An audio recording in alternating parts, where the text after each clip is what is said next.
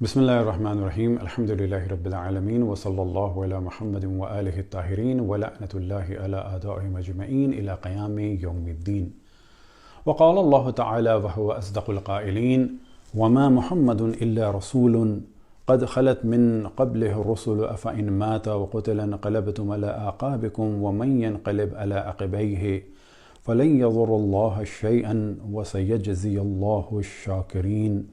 सदक़ल्लाहुल अलीयुल अज़ीम। एक मौजू जो आलम इस्लाम में बहुत ही ज़्यादा अहमियत का हामिल है वो है शहादत रसूलुल्लाह सल्लल्लाहु अलैहि वसल्लम। और तमाम शिया और सुन्नी का इस मौजू पर इजमा है कि आपकी शहादत हुई, पहला मौजू। और दूसरा मौजू ये कि ये शहादत जहर के ज़रिए से हुई। अब ये जहर किसने दिया, कब दिया, क्यों दिया, ये एक अलग मौजू। लेकिन हमारा असल मौजू ये है कि आपको शहीद किया गया। जब शहीद किया गया तो हम अहले बैत अलैहिमुस्सलाम के चाहने वाले आपकी यानी रसूलुल्लाह सल्लल्लाहु अलैहि वसल्लम की शहादत का जिक्र ज़ोर व शोर से करते हैं। उनकी शहादत पर तमाम दुनिया तशय्यो में गम मनाया जाता है। लेकिन हमारे बरादरान अहले सुन्नत रसूलुल्लाह सल्लल्लाहु अलैहि वसल्लम को ना ही उमूमन शहीद कहते हैं और ना ही उनकी शहादत पर किसी किस्म का गम का इजहार करते हैं। और ये बहुत ही ज़्यादा ताज्जुब की बात है। और ना उनका कोई रोज़ मनाते हैं कि इस रोज़ या इस दिन आपकी शहादत वाक़ई हुई, बल्कि उमूमन 99.9% उलमा आपकी शहादत को छुपाते हैं। और न फ़कत ये कि छुपाते हैं बल्कि एक बहुत बड़ी तादाद इनकार भी करती है। अब उमूमन अगर कोई कत्ल हो जाए तो जिसको ख़तरा होता है कत्ल के इल्ज़ाम का, वो तो कत्ल को छुपाता है, वरना दुनिया में कोई भी अपने मक़तूल के कत्ल को और अपने मक़तूल के कातिलों को नहीं छुपाता।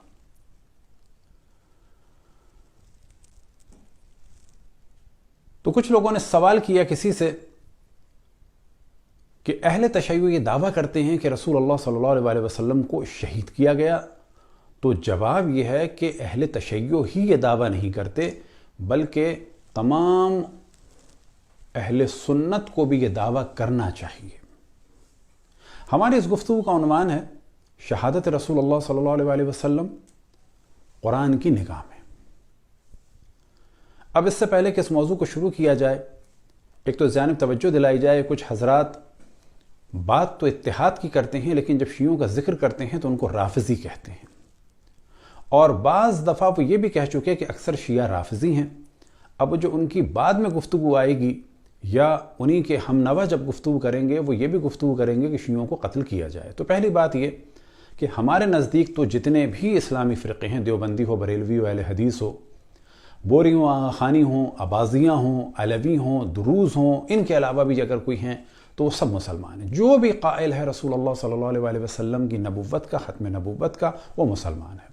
अलबत्ता क़त्अन इसके माना नहीं कि आपस में इल्मी इख्तलाफात को डिस्कस ना किया जाए, ख़त्म किया जाए, लेकिन एक दोस्ती के माहौल में, मोहब्बत के माहौल में।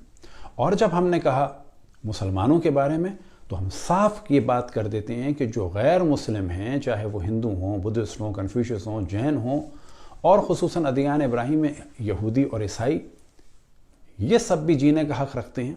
इल्मी डिस्कशन होना चाहिए।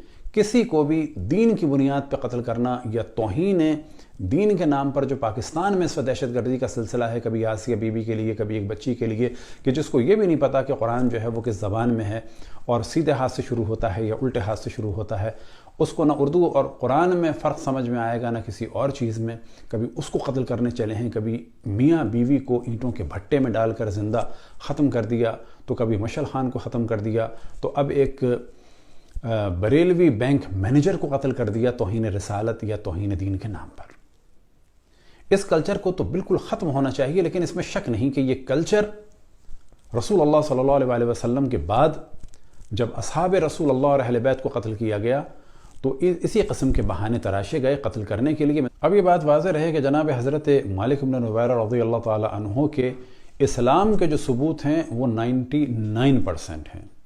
1% جھوٹی قسم کی باتیں ہیں کہ جو بالکل بے اساس ہیں، اور ان ساری باتوں کو پروپوگیٹ کیا گیا خالد بن ولید کو بچانے کے لیے اور اپنے پسندیدہ افراد کو بچانے کے لیے، اور ان کو بچانے کے لیے وہی تکفیریت کا سہارا لیا گیا کہ جو آج بھی لیا جاتا ہے، یا توہین مذہب کا سہارا لیا گیا کہ جو آج بھی لیا جاتا ہے، اور کہا جا سکتا ہے کہ اصحاب کے درمیان مظلوم ترین ذات مقدس ہے جناب حضرت مالک بن نویرہ کی اور ان کی زوجہ جناب حضرت لیلہ ام تمیم بنت منہال کی۔ اور یہ ہم کہہ چکے کہ قتل عام بالکل ایک غلط چیز ہے۔ اتفاق سے وہ اسلام کی تعریف یا وہ اسلام کی تفسیر کہ جو اہل بیت علیہم السلام کے مقابلے میں آئی، تو وہاں پر تو قتل عام ہی قتل عام ہے۔ اتنا قتل عام ہے کہ خود آل رسول کو قتل کر دیا گیا۔ تو پہلی جو ہم گفتگو کریں کہ رسول اللہ صلی اللہ علیہ وسلم کے بعد ان کی آل پر ظلم شروع ہوا، اور ان کی آل کے چاہنے والوں کو رافضی کہہ کر جو ہے وہ قتل کیا جاتا تھا، قتل کیا جا رہا ہے۔ یہ جو بعض لوگ رافضی کہتے ہیں تو ہم ان سے پوچھیں کہ رافضی کے معنی کیا ہیں، اس پر انشاءاللہ تفصیل سے ہم ڈسکشن کریں گے۔ رافضی کے معنی ہیں چھوڑنے والا۔ تو چھوڑنے والا کس کا چھوڑنے والا؟ ہم نے چھوڑا کچھ لوگوں کو، ہاں بالکل چھوڑا، اہل بیت کے مقابلے میں جو آئے ان کو چھوڑا۔ برے اور مذمت والے رافضی وہ ہیں کہ جو رسول اللہ صلی اللہ علیہ وسلم کو چھوڑ چھوڑ کے بھاگے، وہ رافضی ہیں۔ پہلے آپ ان رافضیوں کی مذمت کریں اور ان کا بھی نام لیں تو کہیں وہ رافضی تھے۔ اور اگر رافضی سے مراد ہے کہ جنہوں نے بعض اصحاب سے دشمنی کی، یہ آپ کہنا چاہتے ہیں، تو آپ کہیں کہ جس نے حضرت مالک بن نویرہ رضی اللہ تعالیٰ عنہ قتل کیا، ان کی بیوی کی عزت کو لوٹا، وہ تھا رافضی۔ اور جن لوگوں نے اس قتل کو لیگلائز کیا وہ تھے رافضی، اور جنہوں نے مولا امیر المؤمنین علیہ السلام سے جنگیں کی وہ ہیں رافضی۔ اب یہاں پر سوال جب کیا گیا کہ شیعہ دعویٰ کرتے ہیں، تو پہلی بات یہ ہے کہ شیعہ دعویٰ نہیں کرتے، یہ دعویٰ سب کرتے ہیں، چھپایا جاتا ہے۔ چھپایا کیوں جاتا ہے یہ تو خدا بہتر جانے۔ اس وقت آپ کے سامنے ایک روایت کو بیان کرتے ہیں۔ یہ روایت مسند احمد ابن حنبل جلد نمبر 6 صفحہ نمبر 115 اور حدیث نمبر ہے 3617۔ یہ روایت نقل ہوئی جناب عبداللہ ابن مسعود سے، اور اسے ہم اس وقت صرف ایک ریفرنس کے ساتھ بیان کر رہے ہیں، انشاءاللہ تفصیل پہ اس پہ الگ سے گفتگو کریں گے۔ اس روایت میں آپ فرماتے ہیں لَأَنْ أَحْلِفَ بِاللَّهِ تِسْعًا ان رسول اللہ صلی اللہ علیہ وآلہ وسلم قتل قتلا احب الی ان احلف واحدة وذلك بان اللہ عز وجل اتخذہ نبیا وجعلہ شہیدا۔ آپ فرماتے ہیں کہ میرے لیے 9 دفعہ قسم کھانا کہ رسول اللہ صلی اللہ علیہ وسلم کو قتل کیا گیا، یہ مجھے زیادہ محبوب ہے 1 دفعہ اس قسم کھانے سے کہ جس میں آپ کی شہادت کا انکار ہو، کیونکہ اللہ سبحانہ و تعالیٰ نے آپ کو نبی منتخب فرمایا ہے اور شہید قرار دیا ہے، آپ کو شہادت کا درجہ عطا فرمایا ہے، اور آپ اس کے نیچے دیکھ سکتے ہیں اسنادہ صحیح۔ دوسرا حوالہ ہے مستدرک علی الصحیحین جلد نمبر 3 صفحہ نمبر 59، اور یہ روایت ہے جناب شعبی سے، سمعت شعبی یقول واللہ ثم رسول اللہ وثم ابو بکر وقتل عمر بن خطاب صبرا وقتل عثمان بن عفان۔ اب اس کے بعد قتل علی بن ابی طالب، اور امام حسن کی شہادت اور امام حسین کی شہادت۔ فی الحال ہم ڈسکس کر رہے ہیں اس روایت میں اس موضوع کو کہ وہ فرماتے ہیں واللہ ثم رسول اللہ وثم ابو بکر۔ اب یہاں پر ہم سوال کریں گے کہ یہ والا موضوع صرف شیعوں کا نہیں ہے، ہاں موضوع یہ ہے کہ شیعہ شہادت رسول اللہ صلی اللہ علیہ وسلم کو کھل کے بیان کرتے ہیں، غم مناتے ہیں ساری دنیا میں، اور ہمارے برادران اہل سنت کو یہ بھی نہیں معلوم کہ آپ کب شہید ہوئے، اور کوشش کی جاتی ہے کہ 12 ربیع الاول کی خوشیوں میں آپ کی شہادت کو دبا دیا جائے، چھپا دیا جائے، اور شہادت کی جگہ وفات کہہ کے، انتقال کہہ کے پردہ فرما گئے، شہادت کے موضوع کو اسکرین سے ہٹا دیا جائے کہ کہیں لوگوں کے ذہن میں یہ سوال نہ آئے کہ پیغمبر اسلام حضرت محمد مصطفیٰ صلی اللہ علیہ وسلم اگر شہید ہوئے تو کیوں شہید ہوئے؟ بلا شک ان کے بعد، ان کی شہادت کے بعد، ان کے قتل کے بعد ان کی آل کو، ان کے گھر والوں کو قتل کیا گیا، چن چن کے قتل کیا گیا، اور ایسا قتل کیا گیا کہ سر نیزوں پر بلند کیے گئے اور ان کی نواسیوں کو بازاروں اور کوچوں میں پھرایا گیا، اور آج ایک بہت بڑی تعداد ان قاتلوں کو، ان ظالموں کو سپورٹ کرتی ہے، اور ان دشمنان خدا اور دشمنان رسول اللہ اور دشمنان اہل بیت علیہم السلام کے لیے رحمت اللہ علیہ بھی کہنے کو تیار ہے، اور کم از کم یہ ہے کہ جو ان کے قتل کو چھپایا جاتا ہے۔ تو پس معلوم ہوا کہ نہ فقط آل رسول کے قتل کو چھپایا جاتا ہے بلکہ خود قتل رسول اللہ کو۔ بعض ہمارے لوگ کہتے ہیں جی قتل ایک ایسا لفظ ہے جس میں توہین ہے، تو یاد رکھیں کہ قرآن مجید میں بھی احتمال دیا گیا رسول اللہ صلی اللہ علیہ وسلم کے لیے، اور ارشاد ہوا افإن مات وقتل، اور ان دونوں اس روایت میں بھی واضح بیان ہوا قتل قتلن، کہ رسول اللہ صلی اللہ علیہ وسلم قتل ہوئے۔ اب اس کو کہا جاتا ہے کہ شہادت کے درجے پہ فائز ہوئے، اردو میں عام طور پہ کہا جاتا ہے شہید ہوئے، لیکن اگر کہا جائے کہ قتل ہوئے تو اس میں بھی کسی قسم کا کوئی توہین کا پہلو نہیں ہے۔ ممکن ہے کوئی اسے کہے توہین کا پہلو، تو جس کو بھی اس میں توہین نظر آ رہی ہو وہ اس روایت کو دیکھے، قرآن مجید کو دیکھے۔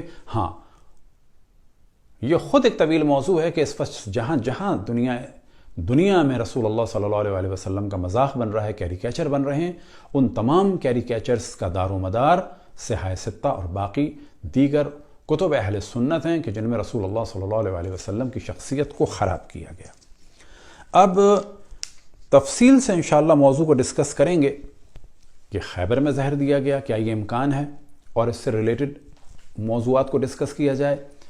مختصر سا بیان کریں کہ خیبر میں جو زہر دیا گیا اور جس عورت نے دیا وہ مرحب کی بھتیجی یا بہن تھی، اور جب اس نے زہر دیا تو اس دعوے کے ساتھ دیا کہ اگر آپ اللہ کے نبی ہیں تو بچ جائیں گے، آپ کو خبر ہو جائے گی، اور اگر بادشاہ ہیں تو آپ کے شر سے ہم بچ جائیں گے معاذ اللہ۔ اور جب یہ کہا جائے کہ اسی زہر سے آپ کی شہادت ہوئی، یعنی رسول اللہ صلی اللہ علیہ وسلم کی، تو در حقیقت یہ رسول اللہ صلی اللہ علیہ وسلم کی توہین ہے، اور اس عورت کے ایمان کو خراب کرنے والی چیز ہے، کیونکہ اس کا کیا دعویٰ تھا؟ اگر آپ نبی ہیں تو بچ جائیں گے، اور اگر آپ بادشاہ ہیں تو مر جائیں گے۔ تو 4 سال کے بعد بھی اگر کہا جائے کہ آپ کو زہر دیا گیا تو در حقیقت یہ ایک توہین رسالت رسول اللہ صلی اللہ علیہ وسلم ہے۔ اب اگر کہا جائے کہ ذات الجم یا آپ اپنی شہرک کے کٹنے کی وجہ سے، وطین کے کٹنے کی وجہ سے دنیا سے رخصت ہوئے تو یہ بھی توہین ہے، اسے بھی تفصیل سے ڈسکس کریں گے، اور قطعاً یہ توہین رسول اللہ صلی اللہ علیہ وسلم ہے۔ اب یہاں پر ہم دیکھتے ہیں کہ قتل کے امکانات کیا کیا ہیں۔ اب یہ کہنا کہ کیا انبیاء قتل ہو سکتے ہیں، تو یاد رہیں کہ انبیاء کو قتل کیا گیا، رسولوں کو قتل کیا گیا، اسیر کیا گیا، اور اسی طریقے سے رسول اللہ صلی اللہ علیہ وسلم کی شہادت کا اور قتل کا خوف حضرت ابو طالب کو ان کے بچپنے سے تھا، لہٰذا وہ ان کی جگہوں کو بدلتے تھے، اور جب کھو گئے تھے تو حضرت ابو طالب اور باقی ان کے بھائی رسول اللہ صلی اللہ علیہ وسلم کو بڑی شدت سے ڈھونڈ رہے تھے، کیونکہ انہیں ہمیشہ رسول اللہ صلی اللہ علیہ وسلم کی جان کا خطرہ تھا، اور بحیرہ راہب بھی رسول اللہ صلی اللہ علیہ وسلم کے بارے میں کہہ چکا تھا حضرت ابو طالب کو کہ اس بچے کو بچانا۔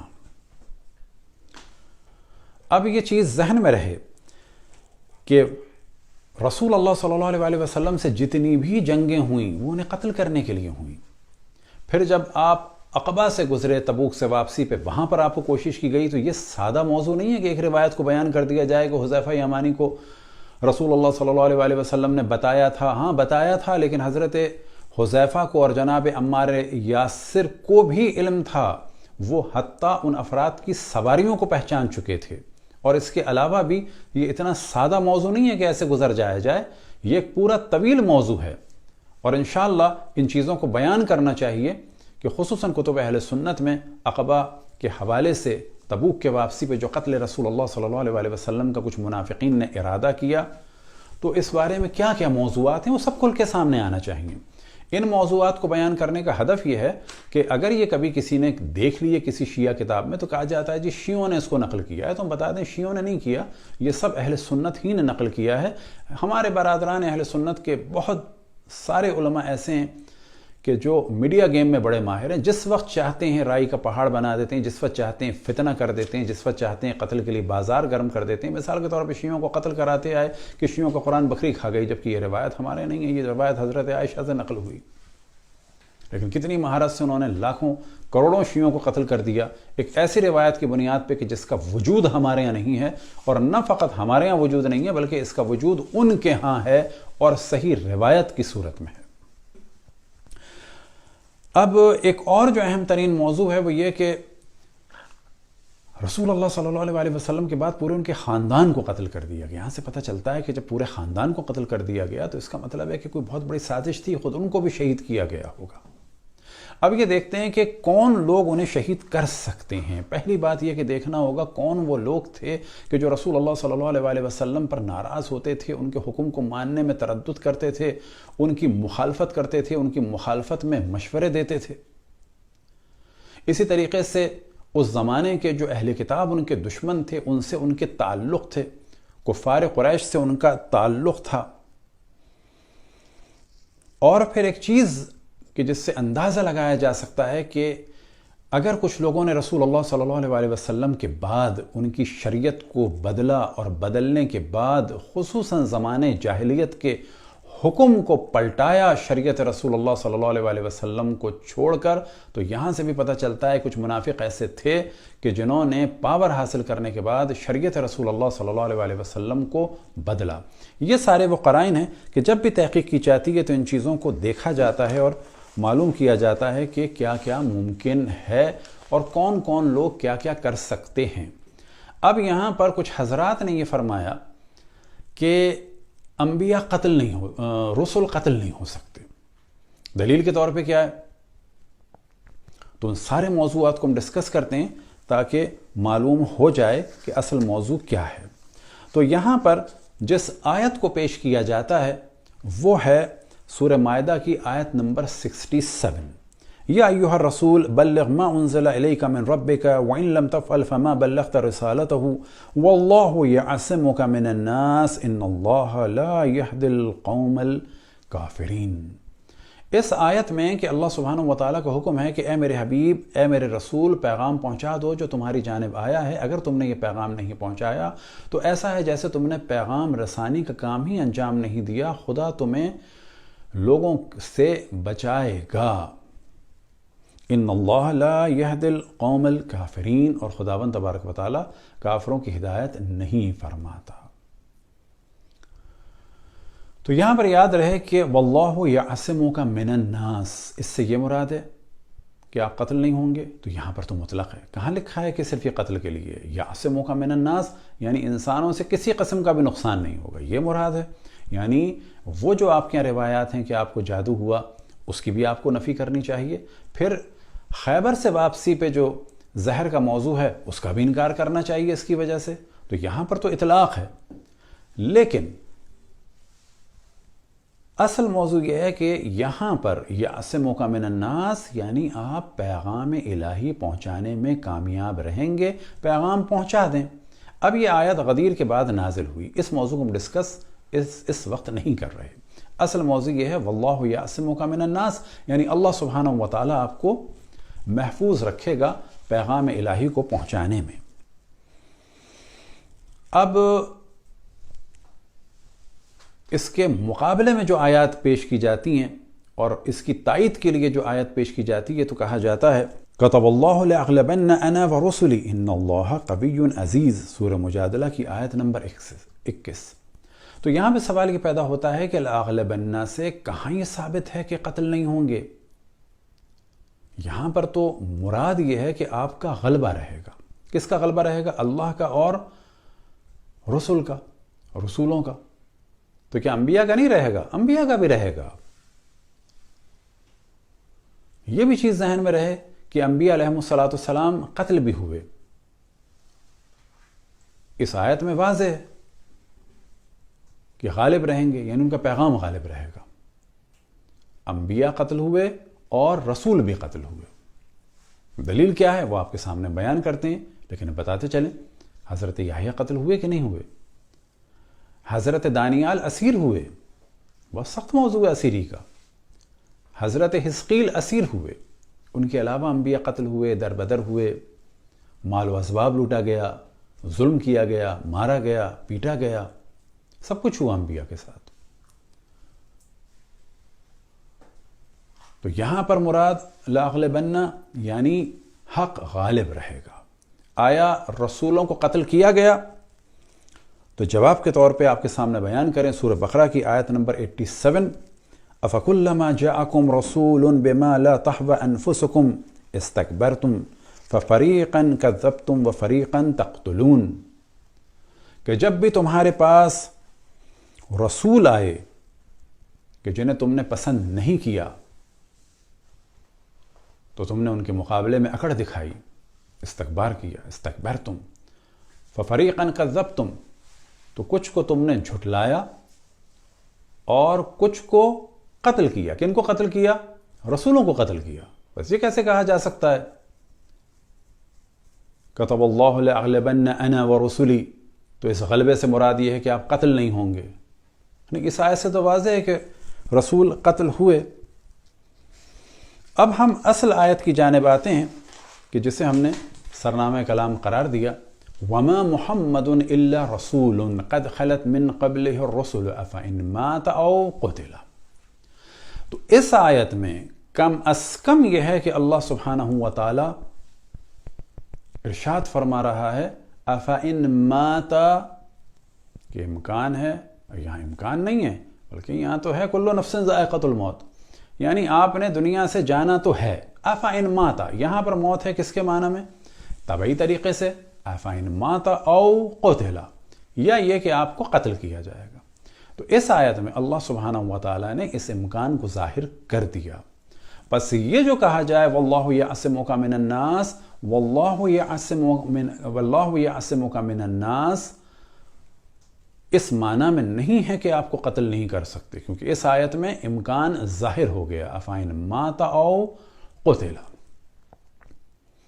لیکن یہ چیز ذہن میں رہے کہ اس کے بعد جو ہے اللہ سبحانہ و تعالیٰ کا پیغام وہ کیا ہے؟ یہ ان بھاگنے والوں کے لیے خصوصاً آیت ہے کہ جو رسول اللہ صلی اللہ علیہ وسلم کی شہادت کا سن کے احد میں بھاگے. اب یہ جو آپ فرمائیں کہ یہ رسول شہید نہیں ہو سکتے، تو سوال یہ پیدا ہوتا ہے کہ وہ کیوں بھاگے تھے؟ وہ بھی سوچ لیتے کہ نہیں ہو سکتے شہید. انہیں نہیں معلوم تھا کہ انبیاء شہید نہیں ہوتے، یہ اولو العزم پیغمبر شہید نہیں ہوتے.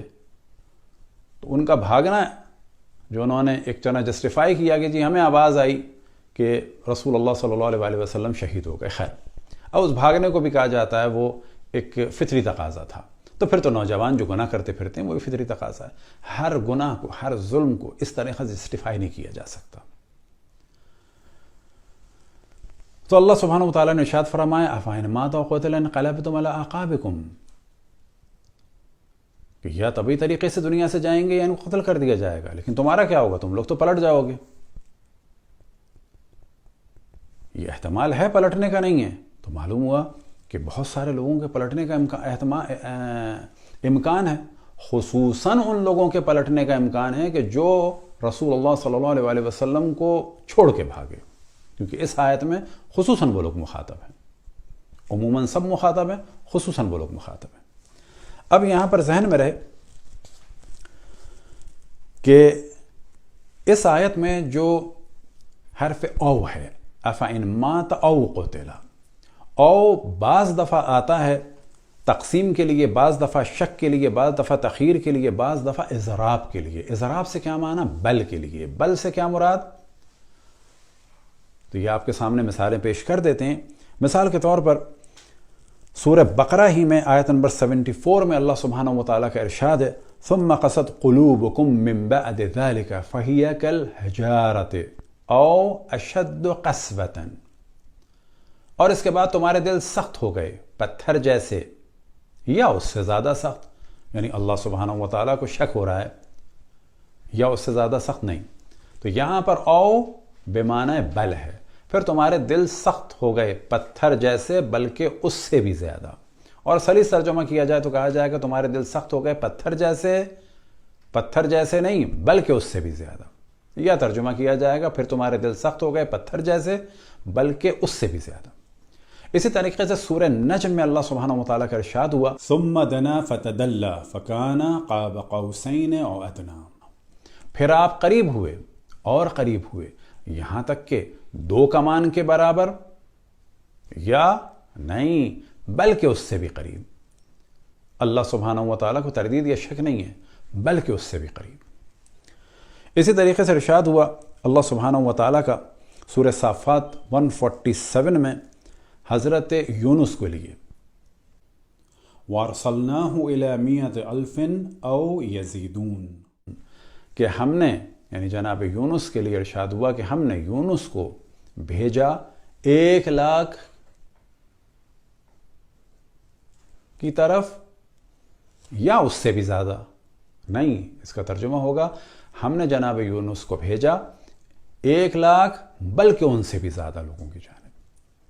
اور اگر ترجمہ کیا جائے دوسرا ہم نے جناب یونس کے لیے ارشاد ہوا ہم نے یونس کو بھیجا 1,00,000 نہیں بلکہ اور زیادہ لوگوں کی جانب. وَلِلَّهِ غَيْبُ السَّمَاوَاتِ وَالْأَرْضِ سورہ نحل آیت نمبر 77 وَلِلَّهِ غَيْبُ السَّمَاوَاتِ وَالْأَرْضِ وَمَا أَمْرُ السَّاعَةِ إِلَّا كَلَمْحِ الْبَصَرِ أَوْ هُوَ أَقْرَبُ. کہ قیامت قریب ہے کتنی؟ پلک جھپکنے کے برابر یا اس سے بھی قریب؟ نہیں. یہاں پر جو صحیح ترجمہ ہے او بمعنی اضراب ہے، بمعنی بل. او اضراب کے لیے ہے، او بمعنی بل، کہ قیامت قریب ہے پلک جھپکنے کے برابر بلکہ اس سے بھی زیادہ قریب ہے. تو یہاں پر جو او ہے افَإِن مَاتَ أَوْ قُتِلَ، تو یہاں پہ کہا جائے گا اگر اس کو احتمال کی بنیاد پہ لیا جائے تو کیا ہوگا معنی؟ یا آپ کو طبعی موت آئے گی یا قتل کر دیا جائے گا. امکان تو ہے، لیکن اگر او بمعنی بل لیا جائے تو ہو جائے گا وما محمد الا رسول قد خلت من قبلہ الرسل افإن مات او قتل. یعنی آپ کو طبعی طریقے سے نہیں بلکہ قتل کیا جائے گا اگر او بمعنی بل لیا جائے. اور نتیجہ کیا ہوگا؟ جو بھاگنے والے ہیں ان کے لیے تمام مسلمانوں کو اطلاع دی جا رہی ہے کہ تم لوگ پلٹ جاؤ گے. انقلبتم علی اعقابکم. تو یہ دونوں امکانات ہیں. تو ہم دوسرے والے موضوع پہ کہ او بمعنی بل یہ زیادہ احتمال قوی ہے، لیکن یہ نہیں کہتے کہ 100% آپ یہی لیں. لیکن او کسی بھی معنی میں لیا جائے تو امکان قتل رسول اللہ صلی اللہ علیہ وسلم خود قرآن ہی سے ثابت ہے.